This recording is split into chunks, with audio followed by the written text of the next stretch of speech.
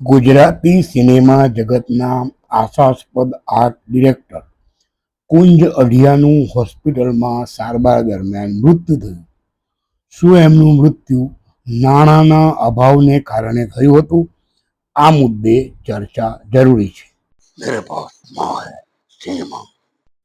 Gujarati cinema જગતના આશાસ્પદ art director કુંજ જ્યારે વેન્ટિલેટર પર હતો ત્યારે તેના અંતિમ શબ્દો હતા, મેં આ ઇન્ડસ્ટ્રી માટે વર્ષો સુધી મહેનત કરી છે, પરંતુ આજે મારી સૌથી મોટી જરૂરિયાત સમયે હજુ પણ મારી મહેનતના કેટલાય પૈસા બાકી છે જે હજુ સુધી મને મળ્યા નથી.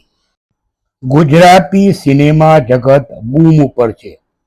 ગુજરાતી સિનેમાનો ગોલ્ડન કાળ ચાલી રહ્યો છે.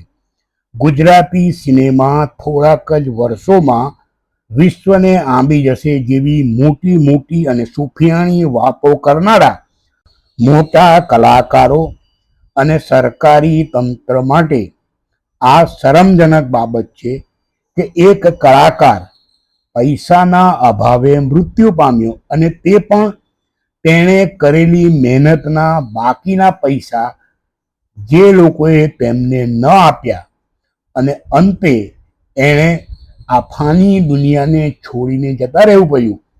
એ આ બધા માટે નિંદનીય અને શરમજનક બાબત છે. શું આવા તત્વો સામે કાયદાકીય કાર્યવાહી થઈ શકે?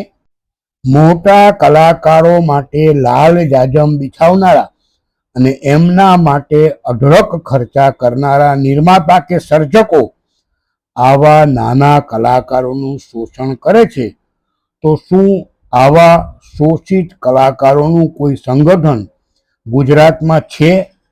આવું સંગઠન કાર્યરત કરી શકાય?